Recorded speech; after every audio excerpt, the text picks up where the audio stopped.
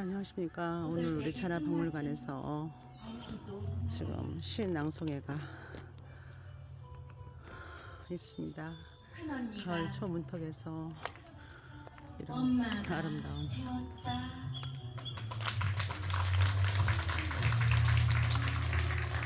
어머니도 현장에서 들으셨을 겁니다. 언니와 고들빼기 그리고 엄마의 모습이 오래 때는 아주 가슴 저리는 시 잘 들었습니다.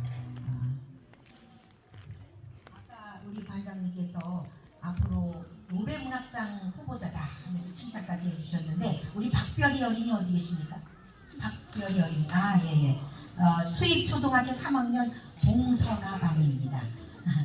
아이고 걸어 나오는 것도 여기 함정이 나오는데 오늘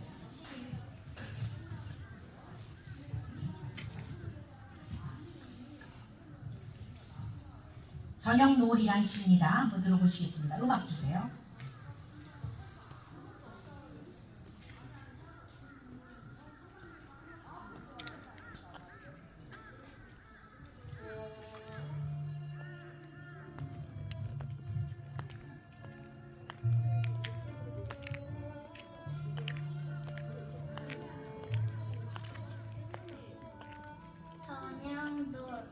박별이 아빠랑 둘만 걷는 산책길 노을이 너무 예쁘다 구깃구깃 호주머니에 넣었다가 캠프 갔던 언니 돌아오면 이불 속에서 보여줘야지. 얼마나 앞으로 정말 상상감이요. 얼마나 귀엽습니까? 시를 이렇게 잘 썼어요. 예. 우리 관장님께서 너무나 사랑스러운 박별이 양에게 아빠가 지금 현재 국가대학 교수신데 금요일 제 수업을 듣고 있어요. 아빠가 어디 계십니까? 박별이 아버지. 네? 박 교수. 박 교수님. 아이고 애기 잘 키우셨습니다. 예예예. 물을 지문물인데 근데 핸드폰을 수업 끝나고 핸드폰을 열고 선생님 이거 좀 봐주세요. 이번 노벨 후보감이다. 알았지? 네 정말 잘했습니다. 제가 여기 10회 12회입니다. 지금 오세영 교수님 모신 것은 10회까지는 이게 책 뒷장에 다 있습니다. 1회, 2회에서 10회까지 참고하시기 바랍니다.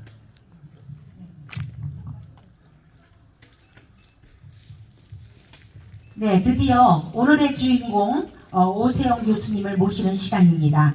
정말 많은 분들이 오 교수님을 존경하고 사랑하고 아끼고 그런 마음으로 달려오셨는데요.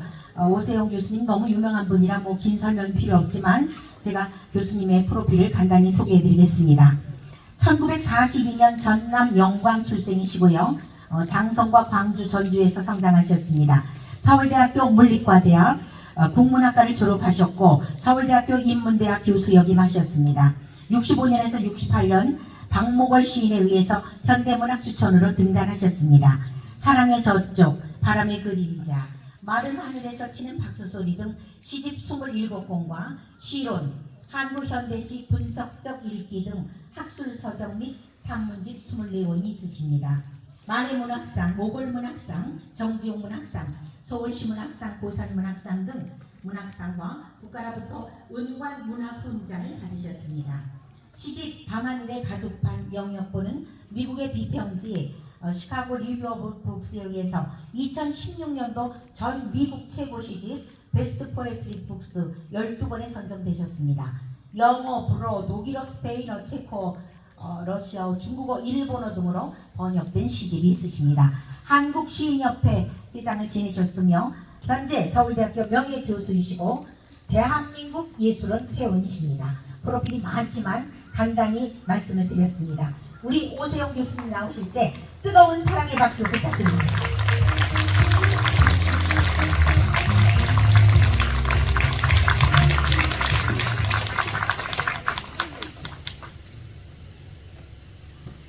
제가 순서를 보니까 신앙도 한층 있고 그 다음에 뭐 강연이 있고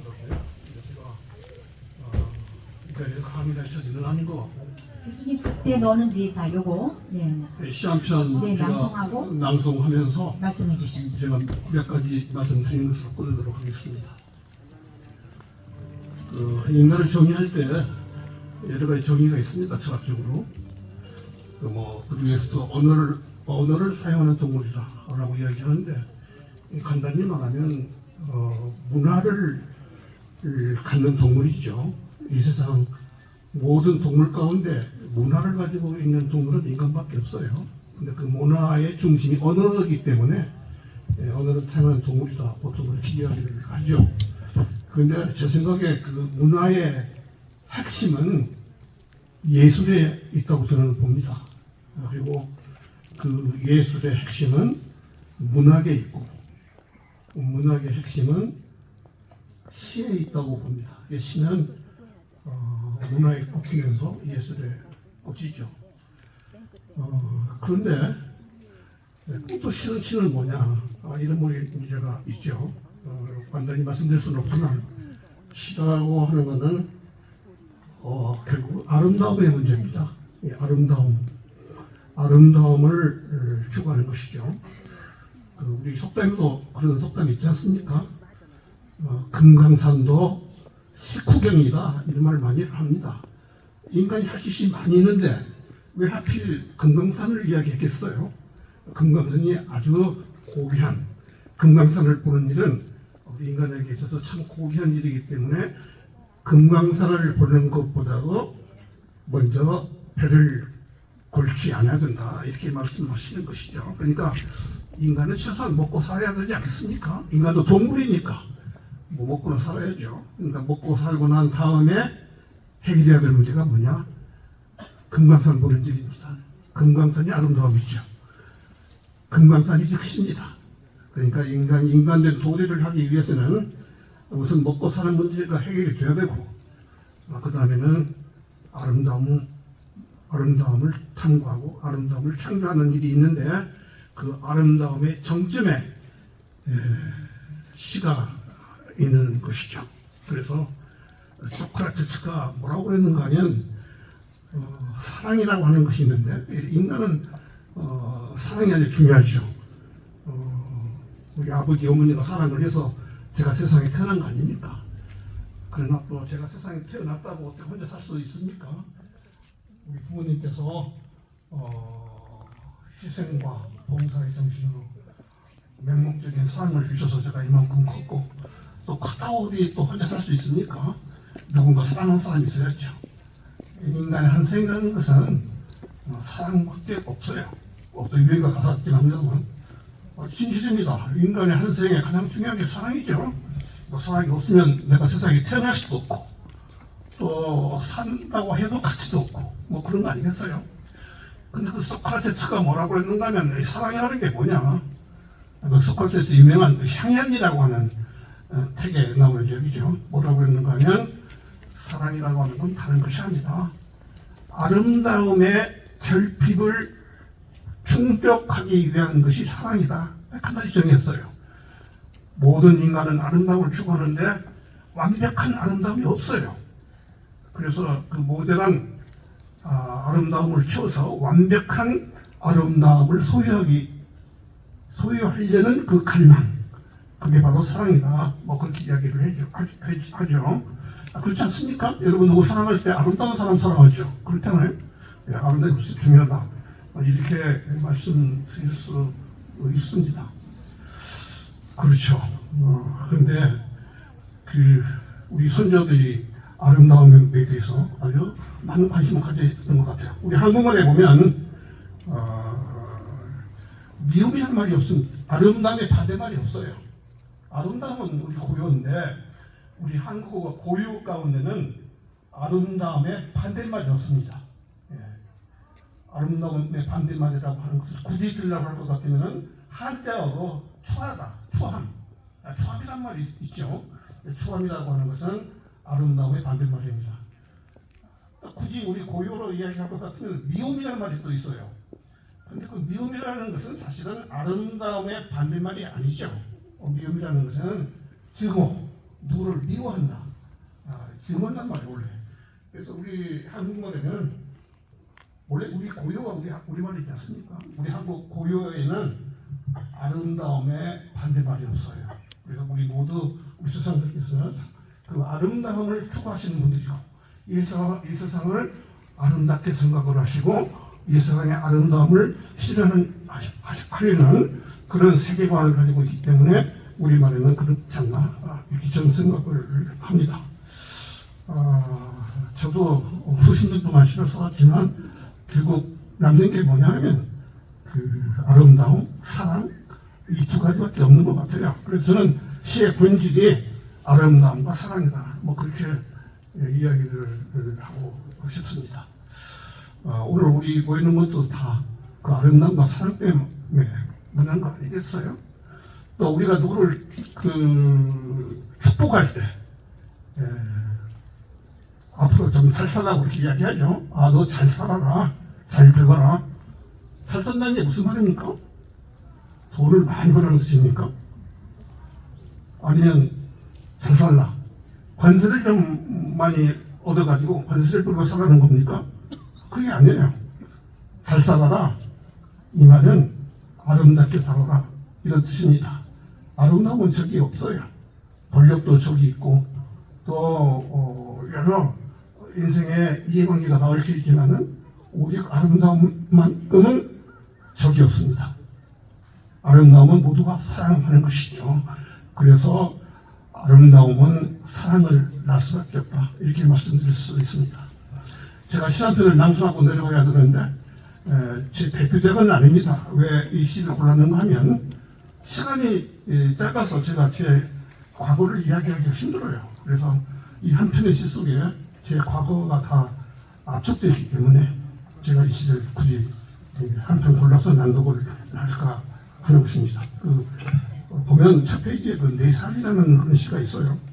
근데 그 시를 읽기 전에 간단하게 시작 노트를 한번 읽어보도록 하겠습니다. 이건 어느 잡지에 발표한 글이기도 합니다. 그 잡지의 제목을 제가 동화라는 제목으로 짧은 시작 노트를 썼는데 한번 제가 읽어보도록 하겠습니다.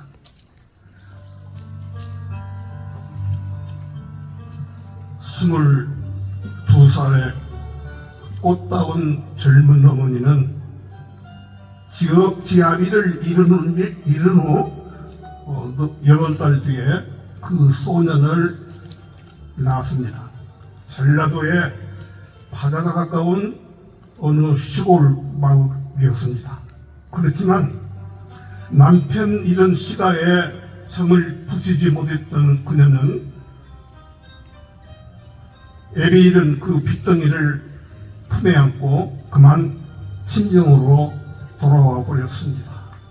그래서 그 소녀는 그때부터 초등학교, 중학교, 고등학교를 거쳐서 거치기까지 외가에서 살았습니다. 어머니는 일생을 수절하시다가 51세 일기로 행복하지 못했던 일생을 하직하셨습니다. 할아버지가 하서 김인우 선생인데 그 시 이대손인 손이 외할아버지께서는 하서 김인우 선생의 시 이대손이었고 외할머니께서는 송강 정철의 13대 손이었던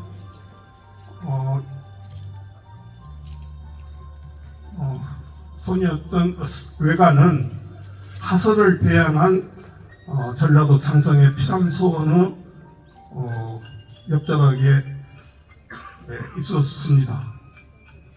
그래서 유년 시절의 소녀는 피람소원을 들락거리거나 그 앞을 흐르는 맑은 황룡강가에서 미역을 감거나 아니면 이 후원의 대숲 아래 앉아 사랑채에서 외지부께서 글을 읽는 소리를 듣는 일로 하루하루를 소일하곤 하였습니다. 그러다가 지치면 별당 바로 끝에 멍하니 홀로 앉아 황령강을 끼고 돌아가는 호남선 기차의 하얀 연기를 바라다 본다든지 하는 것이 좋았습니다. 외가에서는 큰 따님이었던 어머니 이외에 손안에 5분의 이모님이 계셨습니다. 그러나 태생적으로 내성적이고 문약했던 소녀는 항상 외롭기만 했습니다. 주위의 모든 사람들이 다 연치가 있는 분들이어서 아마 더 그랬을지도 모릅니다. 그런 그해 어느 날 세상 처음으로 점을 붙일 소녀가 하나 생기게 되었습니다. 혼인을 한 이모님이 딸을 낳아서 친정의 나들이를 오신 것입니다. 무녀 동남이었던 소녀는 4살 소녀는 4살 사이에 4살 차이에 그 여동생이 좋았습니다. 모처럼 큰 이모님이 외가에 오시면 소녀는 그 아이에게 정을 쏟곤 하였습니다. 그러나 그 외갓집 살구나무 꽃그늘 아래서 이모님과 마지막 작별을 하던 그해 여름 비극적인 한국 전쟁이 발발하였습니다. 외가는 파산하다시피 몰락했고 서울에 사시던 큰 이모님 댁 식구들은 흔적 없이 사라져 버렸습니다. 들리는 소문으로는 전쟁 중 비행기 폭격으로 사망했다고도 하고 빨치산 토벌작전에 시달려 돌아가셨다고도 했습니다. 그러나 아무도 확인해 줄 증거는 없었습니다. 그리고 70여 년이 흘렀습니다. 사람들은 그저 행방불명이라고만 했습니다. 그런데 작년 여름입니다. 소녀는 대한적십자사로부터 한 통의 전화를 받게 됩니다. 전쟁 중 행방이 묘연해진 그 이종 여동생이 북한의 평양에서 남한의 소년 이제 노인이 된 자신의 이종 오빠를 찾는다는 소식이었습니다. 큰 이모님은 이미 돌아가셨다고 했습니다.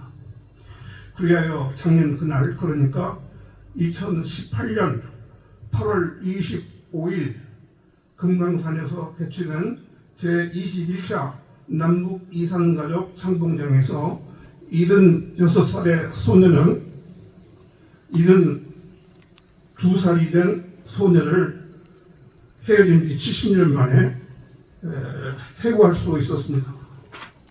헤어지는 날입니다.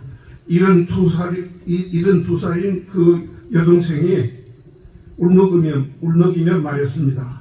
오라버니, 북조선에서 외가집이 생각나면 읽을 수 있게 친필로 한 편의 시를 써주세요. 오라버니가 남조선의 유명한 시인이라는 것을 나는 북한에서 이미 들어 알고 있어요. 네, 여기까지입니다. 이 시입니다.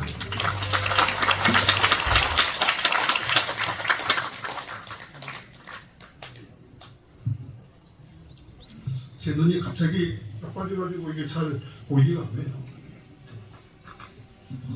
그때 나는 4살. 너는 4살. 나는 8살. 우리는 그때 외갓집 바닷가에 핀 살구나무 꽃그늘 아래서 헤어졌지.